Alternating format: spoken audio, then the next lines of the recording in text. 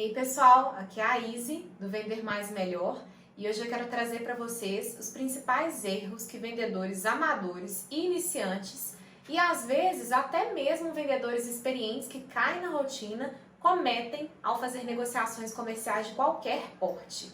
Antes da gente começar, eu queria convidá-los a curtir e acompanhar o nosso canal, deixando seu comentário para que você possa também nos dar sugestões dos próximos tópicos que a gente vai trazer nas aulas seguintes e acompanhar as nossas redes sociais, que todo dia tem conteúdo para vocês com várias dicas de vendas.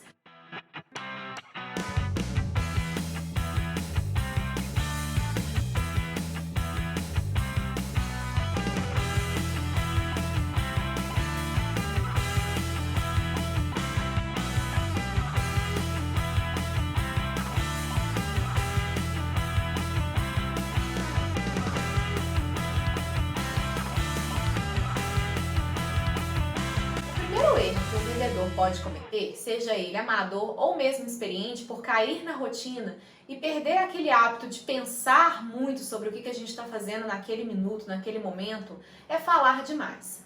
Não tem jeito. Na venda consultiva, nós temos que ouvir 80% do tempo e falar, ou melhor, fazer perguntas somente 20% do tempo. É muito comum querer mostrar para o nosso cliente que a gente sabe muito sobre o nosso produto, o nosso serviço ou até mesmo sobre o mercado daquele cliente. Então acaba que sem querer a gente cai naquela falação e a gente fala muito e o cliente perde a atenção.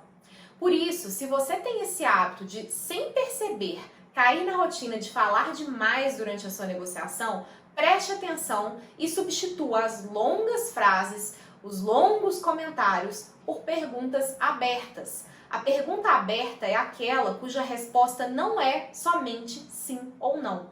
Ela exige um raciocínio do seu cliente para que ele consiga te dar mais detalhes sobre a sua pergunta. Normalmente, uma pergunta aberta começa com porquê, quando, onde, como e quem.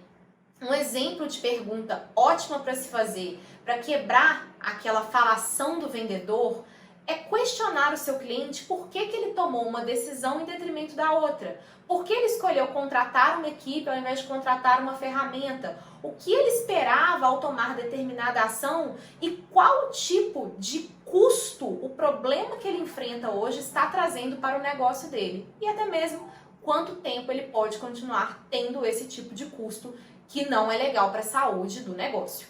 Então, quando você cair na rotina de falar muito, seja porque você está inseguro, seja porque você quer chamar a atenção do seu prospect, cuidado. Às vezes, o silêncio é a melhor arma para se chamar a atenção. Falar menos pode ligar o botão de algo aconteceu na reunião, principalmente se você faz reunião por celular ou por computador, ou seja, inside sales, onde a gente não tem tanto controle sobre o que aquele cliente está fazendo no momento, se ele está no celular, se ele está conversando com outra pessoa, se ele está com uma atenção que não é na nossa conversa. Faça essa pergunta aberta, faça o silêncio para mostrar que você está envolvido com ele, que você espera a atenção dele naquele momento. O segundo erro que um vendedor, mesmo experiente e amador, pode cometer é não buscar a causa raiz de um problema ou uma dor daquele prospect. Existem inúmeras metodologias de venda no mercado hoje, como por exemplo a de PCT, Bunch, Spin. Existem tantas ferramentas e tantos recursos para que um vendedor consiga guiar um diagnóstico da melhor maneira possível e ainda assim existem inúmeros vendedores que não exploram a dor como deveriam. Eu particularmente gosto muito dos 5 porquês do Toyota. É você perguntar 5 vezes o que está acontecendo, ou melhor, por que aquilo está acontecendo, para que você chegue à causa raiz. Eu vou dar um exemplo que o próprio Toyota usava na linha de produção de carros para que vocês consigam entender o que eu estou falando. O carro não liga. Por quê? O carro não liga porque quando eu rodo a chave na ignição, o carro não dá partida. Por quê? Porque o motor do carro não está ligando. Por quê? Porque durante a linha de produção aconteceu uma falha na hora de apertar um parafuso e aquele motor não ficou legal, deu curto, então ele não liga. Por que isso aconteceu? Porque um dos colaboradores estava cansado, porque não dormiu bem, está estressado com as metas, com o trabalho a cumprir e ele não fez um bom serviço, ele não apertou o parafuso. Fizemos os 5 porquês. Então eu descobri que o carro não está ligando e descobri também que o carro não está ligando porque um colaborador estava cansado e estressado. Mas que no meio desses acontecimentos existem várias outras coisas que podem me trazer informações super relevantes sobre um problema. Nós temos que pensar, enquanto vendedores, que uma meta, um objetivo, precisa ser SMART, da palavra em inglês inteligente, por assim dizer. Mas se a gente for traduzir isso pra gente, SMART significa específico, do S, M de mensurável, A de alcançável, R de realista e T de tempo. Ou seja, tem que ser num tempo que dá para ser feito aquilo, porque também não adianta eu falar que é para ontem que eu não vou alcançar aquele objetivo. Então, quando um cliente, um prospect, te contar que ele está passando por determinada dificuldade ou que ele traçou uma meta específica, pergunte 5 vezes por quê. Por que você quer trazer mais 5 novos clientes e não mais 6 novos clientes? Por que você está baseando a meta desse ano no ano anterior?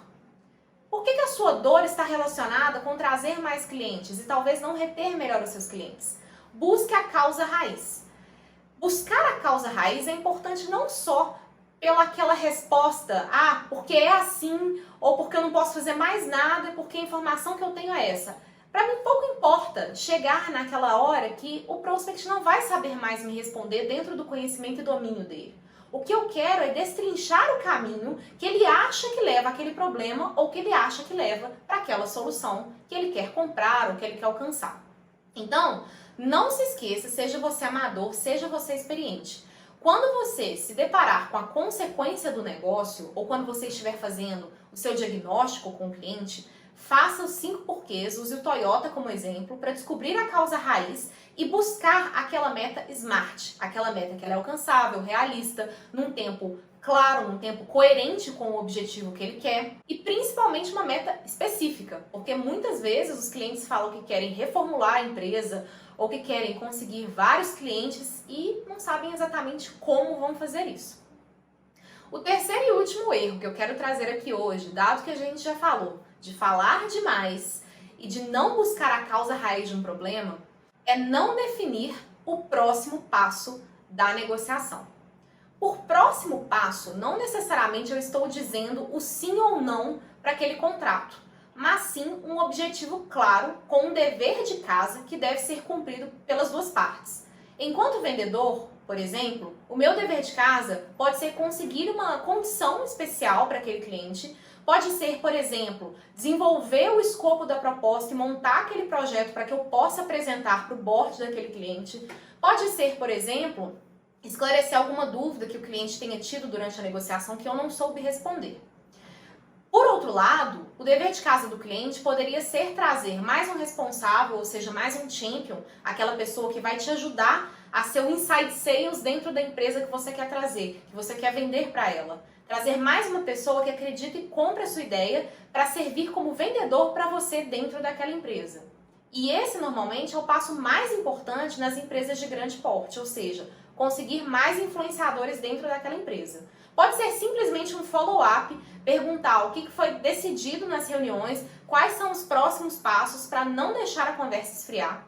E para empresas de pequeno até mesmo médio porte, o próximo passo ele é definitivamente caminhar para o final da negociação. Até porque a gente não pode ficar perdendo e prolongando muito tempo de uma conversa, caso contrário, ela vai esfriar e a venda não vai ser concluída.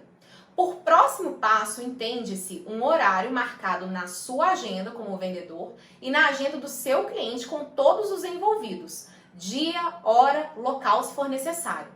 Se você não marcar esse próximo passo com o objetivo a ser cumprido pelas duas partes e com data e hora pré-determinados, muito provavelmente você vai ter um bolo, você vai perder o fio da meada da negociação, você não vai saber o que está acontecendo, vai perder o domínio e o controle que você vai ter sobre os seus influenciadores dentro da empresa e aquela negociação vai criar um ciclo de vendas tão grande que é provável que você não tenha previsibilidade de pipe. Toda conversa precisa ter um começo, meio e fim. E como a negociação de vendas, isso não é diferente. É muito importante que você use um CRM, que controle o seu pipe, que você saiba exatamente em qual pé está cada oportunidade comercial com a qual você está trabalhando. Com essas 3 dicas, pode ter certeza que você, como vendedor inexperiente começando a sua carreira agora, ou como vendedor já experiente, com muita carga aí nos ombros, vai crescer na sua carreira. Porque com essas 3 dicas, você vai conseguir conquistar e controlar melhor as suas vendas e o seu pipe. Então, só para recapitular, a primeira dica que a gente trouxe aqui é a regra 80-20, ou seja, falar somente 20% do tempo e ouvir 80% do tempo.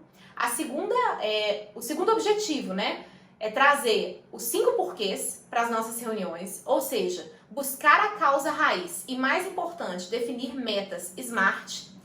E o terceiro ponto que a gente trouxe hoje foi sempre ter o próximo passo agendado, na agenda do cliente, na sua agenda, com o objetivo a ser cumprido e com o dever de casa entre as partes.